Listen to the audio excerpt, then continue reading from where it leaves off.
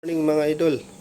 Ngayong umaga ay wala namang pasok yung mga bata. Tayo ay magdidilig at maglinis-linis tayo sa paligid. Yun, tabayan mo na lang. Yun mga idol, dito muna ang inuna ko na pagdidilig sa harapan. Dahil nilagyan ko ng fertilizer yan mga idol para gumanda-ganda naman yung halaman. Mga idol, tapos na tayo dun sa harapan. Dito naman tayo sa likod. Magdidilig tayo mga idol, magdidilig. Mga idol, tapos na sa harapan, dito naman tayo sa likuran. Dahil nilagyan ko yan ng fertilizer mga idol para gumanda yung halaman. Yan, dinidilig-diligan ko yan. Medyo maganda yung panahon dyan mga idol eh.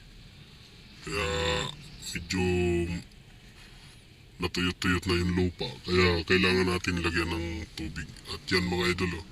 Dinidiligan ko yung alugbati na... Yung alugbati nilagay ko sa bote ng mineral water. Kaya dyan ko siya nilagay. Kaya binit nakabita. Yan mga idol dyan. Ano naman yan? Yung mga halaman naman. Ito sa likuran na to mga idol. Kaya dinidilig-diligan ko kasi may mga fertilizer yan. Sinabuyan ko ng fertilizer yan.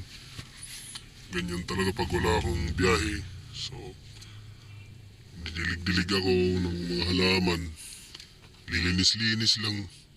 Kung ano na lang baga medyo may gagawin-gawin lang tayo mga idol.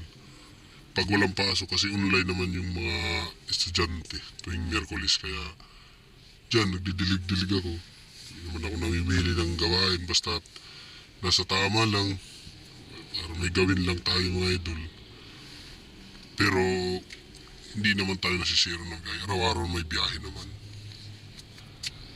Kaya kung walang gagawin, hanap lang ang gagawin para